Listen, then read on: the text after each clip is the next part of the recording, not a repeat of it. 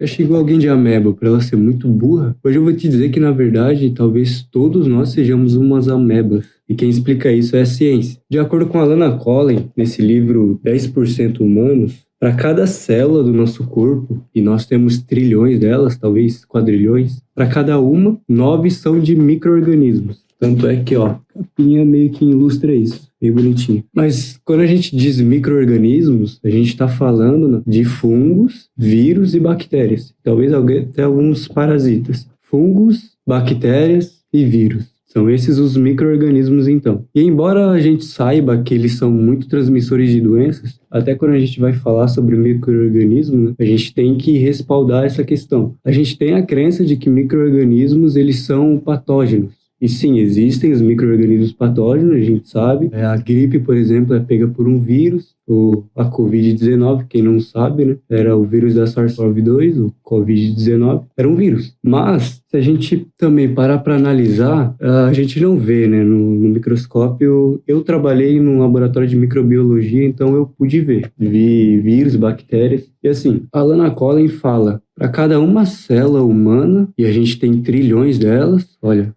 quando a gente olha para uma pessoa, a gente está olhando para as células dela. Cada célula do nosso corpo tem uma função e, consequentemente, tem uma aparência diferente, né? Cabelo, bom, cabelo não é célula, é proteína, mas enfim, boca, nariz, a gente está olhando para as células das pessoas. E a gente não vê esses micro-organismos. Se para cada uma célula a gente tem 9, não faz sentido. Na verdade, eu recebi essa pergunta do Jonathan, né, meu cunhado. E aí estou respondendo no vídeo aqui também. Porque realmente é uma dúvida comum. Pode ser comum, porque realmente. E aí, na verdade, por que não acontece esse fenômeno? Porque cada micro-organismo é muito pequeno. Uma bactéria, por exemplo, é do tamanho de uma organela da tua célula. Ou seja, temos a célula humana, né? Ela tem membrana, dentro dessa membrana tem organelas, né? Tem a célula humana, aí tem organelas, imagine que aqui é a célula e cada pedaço do meu dedo aqui é uma organela. Ou seja, só comparando a isso, a gente já tem uma noção. E a mitocôndria é uma organela do qual ela tem DNA próprio e ela é a organela que gera energia na nossa célula, né? Mas o mais interessante é que ela tem DNA próprio. E da onde vem isso, né? Se você for olhar meio que nas descobertas da microbiologia, a gente vê isso. A gente vê que uma bactéria com o seu DNA, cada bactéria tem seu DNA, usou uma célula, uma aparente célula humana de bilhões de anos atrás, com B, se apossou dessa aparente célula humana de bilhões de anos atrás, uma bactéria. E aí, ela hoje se transformou em mitocôndria. Se você for estudar a mitocôndria, você vê que ela tem DNA próprio. E vem disso. Enfim, o micro-organismo ele é muito menor que uma célula, então por isso que não fica tão aparente. Você só vê por microscópio, assim como célula também, a gente só vê por microscópio. Mas a célula, quando você olha por microscópio, ela é muito maior. E uma célula de micro-organismos é muito menor, quando comparado assim. Mas ok, cada micro-organismo é muito, muito menor que uma célula, por conta disso que a gente não vê. Para cada uma célula humana, a gente tem 9 desses bichinhos. E assim, só para tirar...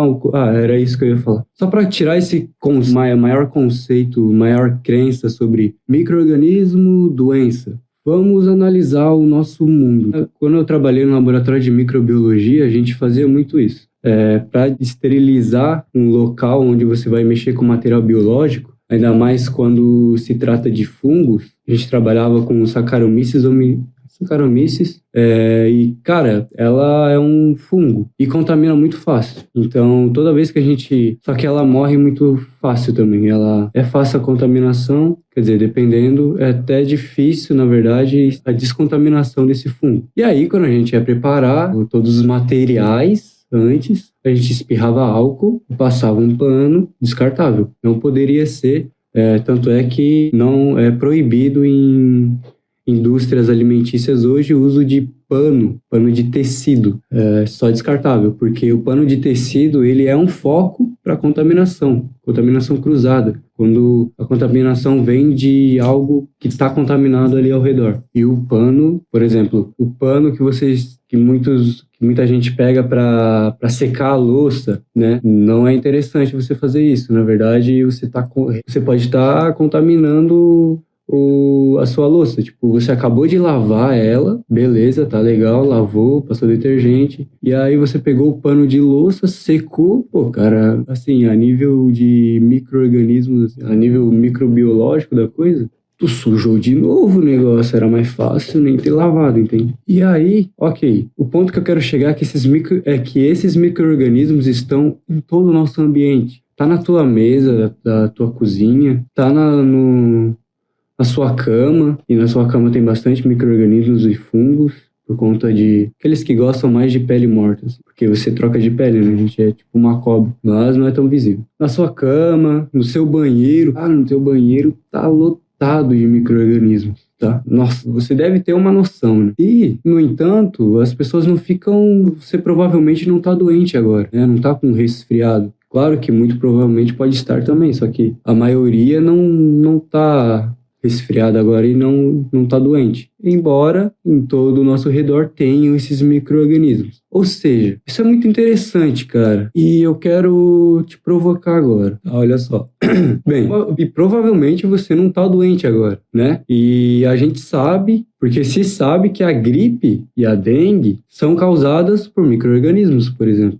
Mas saiba, cara, que é mais do que isso. E é aqui onde eu quero te provocar a pensar. Entendi, ó. Vamos lá. Entendi. Várias doenças são causadas por esses germes, micro-organismos. Mas você me disse que temos mais células. Tipo assim, você me disse que a gente tem...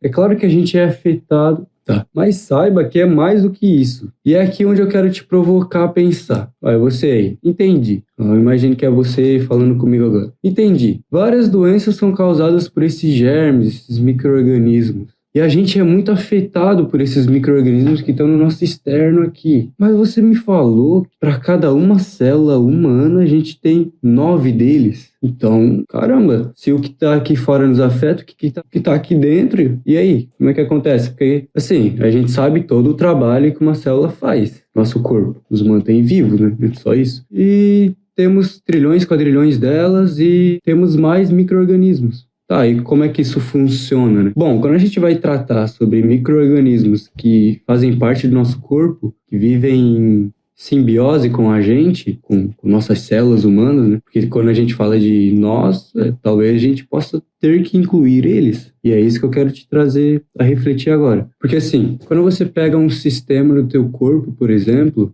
vamos pegar aqui o sistema digestório, que quando a gente trata...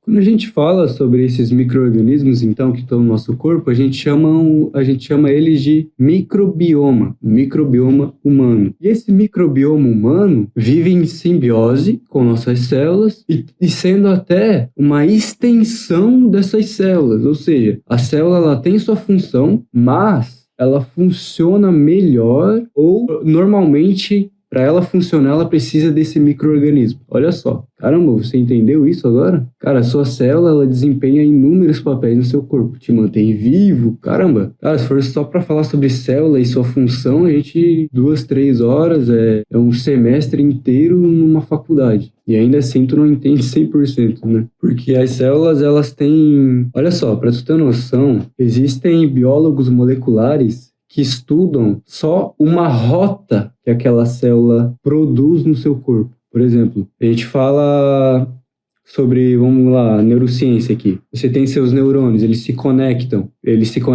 essa conexão se chama sinapse. Essa sinapse, para ela ocorrer, precisa ter um desbalanço de cálcio e potássio no seu corpo. Porque lembre, quando a gente fala de corpo biológico, a gente fala de química também, porque a biologia depende da química, átomos, moléculas, a gente estuda em química e, cara, a gente vê no teu corpo. Teu corpo é, enfim, bioquímica daí. Que a gente fala também. Quando se trata de biologia e química...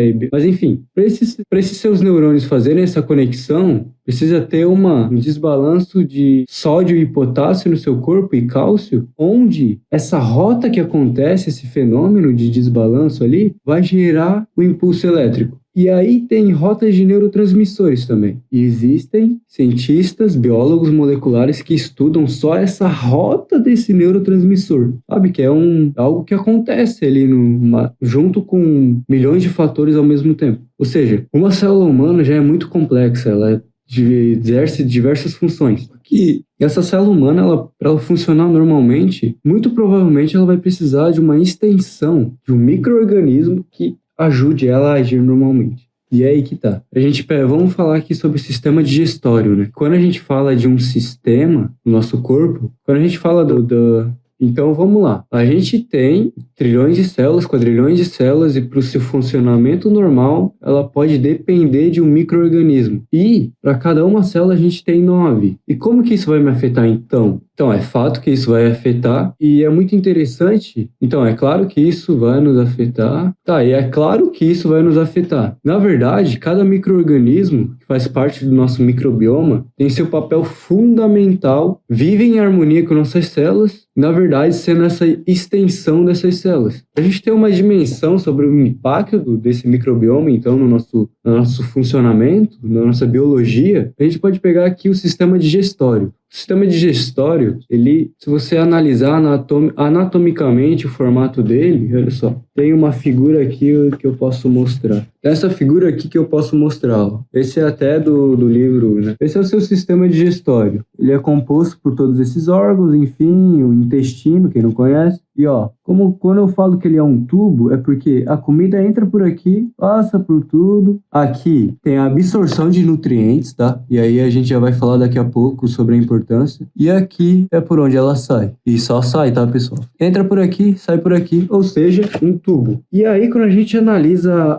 o microbioma desse sistema, a gente vê que tem micro-organismos nessa parte, né? Do tubo aqui, na boca, o esôfago, tá? Aqui, todos os órgãos. Há micro-organismos ali e há micro-organismos aqui também, na parte externa, na nossa boca, no nosso queixo, no pescoço, no peito, na barriga. Tem micro-organismos ali também. Ou seja, todos esses micro-organismos no tubo digestório como um todo, desde interno até externo, eles têm sua função. Cada um tem sua função nesse sistema. E aí a gente pode pegar aqui um pedaço desse sistema. A gente pode falar do intestino. E quando a gente fala de intestino, a gente fala da microbiota intestinal. E aí, a microbiota intestinal, hoje, ela é um dos assuntos bastante estudados na área médica, na saúde como um todo, na área da saúde como um todo. Por exemplo, se tu vai num nutricionista do qual ele não sabe que pelo menos existem uma microbiota intestinal, cara, ele provavelmente não sabe muita coisa de nutrição. Por quê? Esse é o ponto. Só no intestino é estimado que temos 100 trilhões desses micro-organismos. Só no intestino. 100 trilhões desses micro-organismos. E ali eles agem na parte muito importante que a gente tem que pensar sobre o intestino, e uma das funções dele é absorver nutrientes. Ou seja, para que a gente se mantenha vivo, entenda aqui, para que a gente se mantenha vivo, precisa-se que a gente absorva nutrientes do mundo externo, que a gente pega através dos alimentos, esses nutrientes. Para absorver esses nutrientes, então, tem que ter alguma parte, tá? Eu comi aqui e aí vai absorver o nutriente como e onde? Lá no intestino daí. E nessa parte de absorção dos nutrientes, tem muitos micro-organismos que trabalham ali, é a função deles. Tem vitaminas, por exemplo, que a gente não absorve por conta da falta desses micro-organismos. Que aí a gente pode falar dos micro-organismos como populações no nosso intestino aqui. Mas aí pode ser um papo para outro vídeo, tá? Porque aí vai ficar muito longo e eu não quero saturar o tema. Então, no próximo vídeo a gente pode falar sobre as populações desse microbioma intestinal, essa microbiota intestinal, e como isso afeta, por exemplo, cara, no livro aqui ela fala sobre autismo, como essa desregulação dessa microbiota intestinal pode causar o autismo, olha só, isso enfim. Obesidade, ansiedade, depressão, ou seja, ela pega doenças que são de fatores nutricionais, de desbalanço bioquímico, claro, onde esses micro-organismos agem. Então, pode ser tema para o próximo vídeo, ok? Muito obrigado pela atenção e até mais.